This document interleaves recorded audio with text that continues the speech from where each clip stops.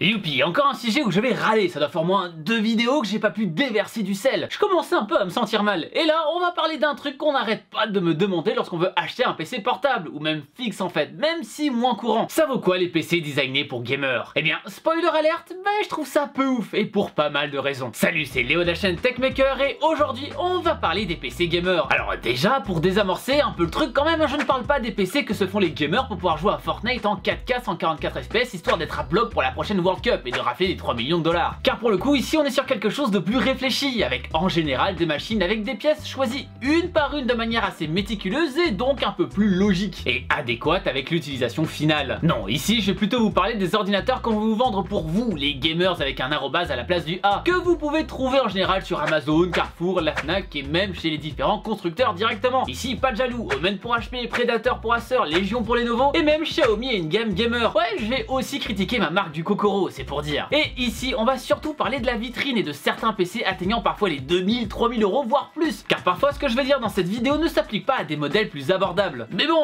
quand on parle de PC gamer, on parle pas forcément de quelque chose qui se veut accessible à tout le monde à la base. Je sais que pas mal de gens pensent faire une affaire en prenant ce genre d'ordinateur et ainsi avoir un PC plus puissant lorsqu'on se déplace et en même temps un PC chez soi pour jouer de manière tranquille, plutôt que de devoir en acheter deux et que notre portefeuille subisse double peine. Pourtant, on va voir qu'il faut limite mieux acheter deux PC plutôt qu'un seul polyvalent avec lequel vous pourrez tout faire, certes, mais vous savez ce qu'on dit, quelque chose de polyvalent, c'est quelque chose de mauvais en tout. Et c'est une vidéo qui tombe à pic, parce que je sais que beaucoup rentrent bientôt à l'école. Ouais, de rien, je vous rappelle que les vacances sont bientôt terminées alors qu'on est début août, ne me remerciez pas pour ça. Et donc, vous allez devoir choisir un nouveau compagnon pour apprendre, et en général, c'est un choix qu'on fait pour plusieurs années, alors autant ne pas le regretter dès maintenant. Car je sais très bien que beaucoup prennent l'excuse du PC pour les cours pour demander à ses parents un PC qui coûte 2000 balles, en mode « Oui mais tu sais, on sait jamais, certains logiciels ça peut peut-être servir et en plus comme ça j'aurais pas besoin d'avoir un autre PC fixe et tout. » Sauf que le truc c'est que penser ça comme ça c'est clairement pas le bon bail. Déjà, à quoi peut-on reconnaître un PC fait pour cette catégorie? Eh bien il est en général totalement noir avec un logo bien visible au dos et parfois RGB, donc avec des lumières qui clignotent. Il est souvent plus gros que la moyenne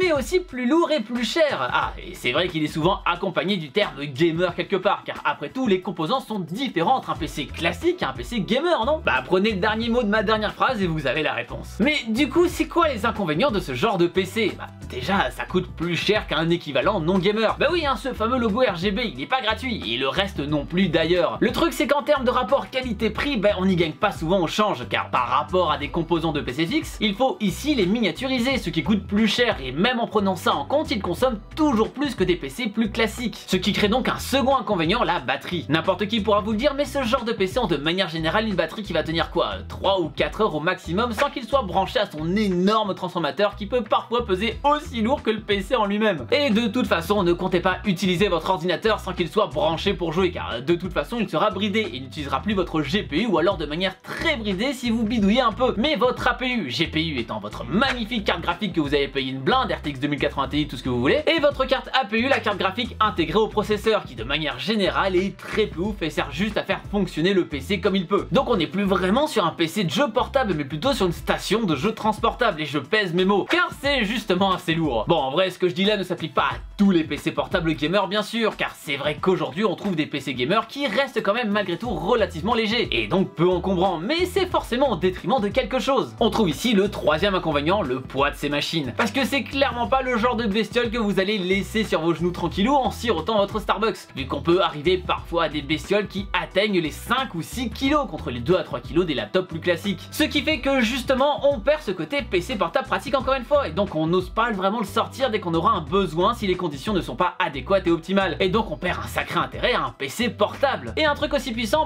ça fait forcément du bruit, déjà que de manière générale ce genre de PC on le sort pas souvent finalement de chez soi, mais en plus lorsque vous allez le prendre pour l'utiliser quelque part comme la bibliothèque, eh bien il risque d'importuner tout le monde, et donc risque pas forcément d'être vraiment pratique pour une utilisation avec quelqu'un d'autre. Bah oui, si vous avez déjà regardé de près une carte graphique de PC fixe, vous avez sûrement déjà remarqué qu'une énorme partie de celle-ci est en fait uniquement dédiée au refroidissement, et c'est clairement pas pour rien, parce que ça chauffe énormément ces bêtes là. Or dans un PC portable, on n'a pas la place pour un aussi gros refroidissement, donc on a trois solutions: soit faire tourner les ventilos plus vite, donc faire énormément de bruit, soit laisser la carte chauffer plus, ou bien faire en sorte qu'elle produise moins de chaleur en la bridant. Et en fait, eh bien c'est une combinaison de ces trois choses qui est faite sur des PC de ce style. Enfin, le dernier inconvénient majeur est leur look. Alors ici c'est très subjectif bien sûr, mais ça passe pas forcément inaperçu, et ça malheureusement malheureusement souvent une mauvaise image auprès des autres, surtout dans des écoles, et je pense que si vous trimballez un PC pareil en cours, bah vous avez clairement plus de chances d'être pris en bouc émissaire par votre enseignant, car il pensera que vous êtes celui qui traîne sur Hearthstone pendant son cours. Bon, même si mes études à moi m'ont prouvé que c'est pas forcément à la tronche du PC qu'on doit juger son utilisateur. Et d'ailleurs, cela perpétue le cliché que les PC portables côté Windows ne sont pas pratiques à utiliser partout, car beaucoup de gens vont aller sur ce type d'ordinateur là et vont faire penser aux autres, à tort, que le seul moyen d'avoir un PC léger avec une bonne autonomie, bah, c'est le MacBook. Et pourtant, bah, c'est bel et bien faux. Il existe une pléthore d'ordinateurs très performants et très pratiques pour bien moins cher, comme le LG G-Gram qui revient souvent, ou encore mon Xiaomi Notebook Pro que j'ai depuis longtemps, ici dans sa version Pro. Je vous l'avais présenté il y a 2 ans maintenant ce petit PC, donc bah, je vous remets le test sur une fiche en haut à droite si ça vous intéresse. Et aujourd'hui je l'ai toujours lors de mes déplacements, et il me suffit même pour jouer quand j'ai besoin de le faire avec une carte graphique miniature, car de nos jours on trouve aussi des cartes graphiques à l'intérieur de ce genre de PC, et donc en version miniature. La MX 150 par exemple est une puce censée être équivalente à une GTX 1050, et bien sûr ça ne vaut pas les séries 70 ou 80, mais bon,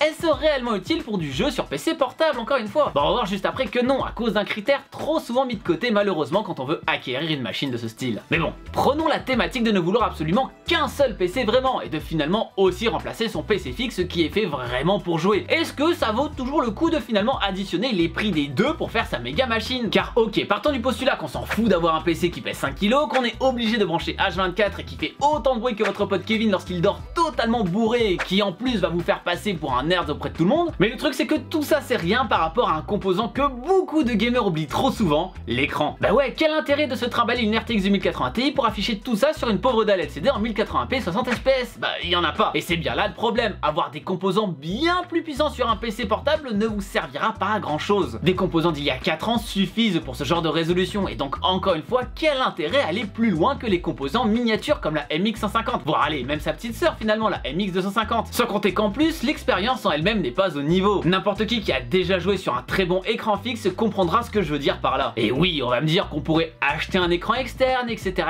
mais du coup on a toujours besoin d'un bureau pour ce fameux écran, et donc on a la place pour avoir notre tour finalement. Et le truc c'est que ce PC portable là, au vu de comment la technologie évolue au niveau hardware, avec des nouveaux processeurs et des nouvelles cartes graphiques qui sortent chaque année, bah il est déjà damné. Car en effet, là où sur un PC fixe vous pourrez changer les pièces une par une de manière assez facile, il est presque impossible de le faire sur un PC portable, mis à part sur la mémoire vive de manière générale. Mais bon, c'est pas en rajoutant 16 Go de RAM que vous allez pouvoir activer le ray tracing où vous voulez. Donc peut-être qu'au début on peut y gagner au change, hein, acheter un seul PC au lieu de 2 financièrement parlant, mais déjà bah, vous aurez pas un PC portable que vous apprécierez sortir n'importe où, et encore une fois je parle d'expérience vécue avec des PC bien trop lourds et bien trop imposants, que je ne souhaitais jamais sortir de mon gros sac à dos, que j'étais obligé de me trimballer à moins d'être sûr que j'allais pouvoir me poser sur une table tranquillou ou je ne sais pas quoi, mais surtout ne sera pas améliorable avec le temps, et donc bah c'est un mauvais choix sur la durée, puisque à chaque fois il va falloir totalement repasser en caisse, et ça bah ça va vous coûter une blinde, surtout que votre PC gamer là, vu qu'encore une fois tout évolue très vite, vous allez le revendre une misère. Je vais prendre le cas d'un pote qui a acheté un PC portable de gamer à 4000 balles, et non je n'exagère pas, le truc avait quand même 2 cartes graphiques GTX 680M et un processeur à 1000 boules à l'intérieur. Et bien il a galéré à trouver preneur aujourd'hui, 6 ans après l'avoir acheté, et l'a vendu 800 €.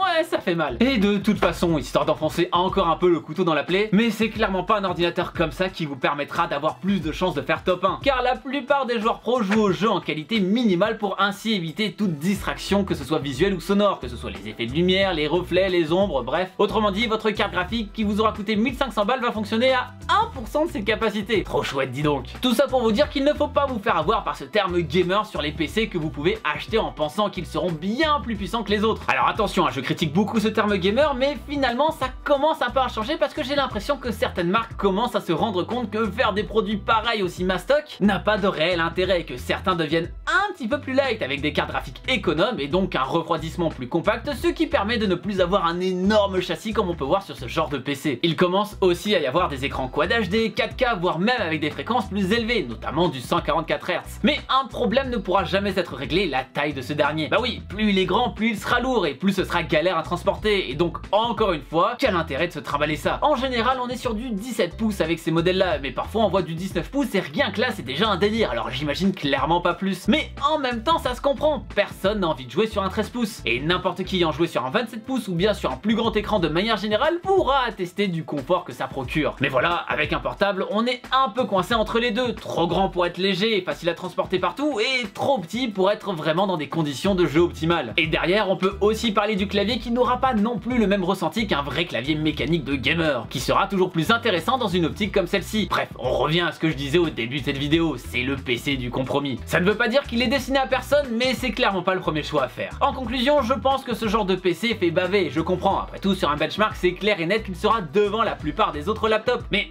bon, à quoi ça sert? C'est là où il faut ne pas s'arrêter au tableau 3D Mark et peut-être pousser le comparatif un peu plus loin et se dire que bah finalement autant prendre un truc un peu plus light pour se balader et faire quelques petites parties tranquilles et avoir un bon PC fixe pour jouer de manière plus sympa chez soi, car après tout faut arrêter de se voiler la face, mais les PC portables gamers, son utilisation pour jouer se fait souvent à 90% du temps chez nous, et même si ok dans certains cas ça peut être effectivement la solution, genre pour une LAN, je suis pas sûr que ce soit judicieux de prendre un événement exceptionnel en compte et de mettre de côté son utilisation plus commune. Et même s'il est vrai que dans le passé il fallait un PC portable qui coûte une blinde pour pouvoir faire tourner des jeux de manière acceptable, aujourd'hui ce n'est plus le cas. Même un laptop à 500 € peut faire le taf. Alors ok, les paramètres du jeu ne pourront pas être poussés au maximum, mais de toute façon si vous êtes en déplacement, vous êtes déjà sûrement pas dans des conditions optimales de jeu. Alors est-ce que c'est vraiment si important? Mais vous alors, vous en pensez quoi des PC gamers? Est-ce que c'est une arnaque comme je le pense, ou finalement c'est moi qui délire totalement et il faut m'interner? Eh bien dites-moi tout ça sur la fiche qui vient d'apparaître en haut à droite de votre écran. Bon, et bien sûr, si vous avez acheté un PC de ce style, bah je suis désolé pour ça, mais prenez pas ça en compte pour le sondage, hein, d'accord? Après bon, si ça se trouve, votre PC rentre dans la liste des PC gamers pas trop nuls, mais il y en a quand même pas beaucoup. J'espère en tout cas que cette vidéo vous aura plu. Si c'est le cas, n'oubliez pas comme d'habitude le bon pouce bleu de l'amour et de venir me suivre sur les réseaux sociaux de l'internet qui se trouvent dans la description. Surtout que je vais bientôt vous en faire gagner un de PC justement, donc ce serait bête de rater ça. N'hésitez pas non plus à partager cette vidéo un maximum à tous vos potes qui veulent investir une somme folle dans un nouveau PC portable. Et bien sûr, si ce n'est pas déjà fait, abonnez-vous à la chaîne en cliquant sur le logo qui vient d'apparaître juste là. C'était Léo de la chaîne Techmaker et surtout, n'arrêtez jamais d'apprendre. Salut!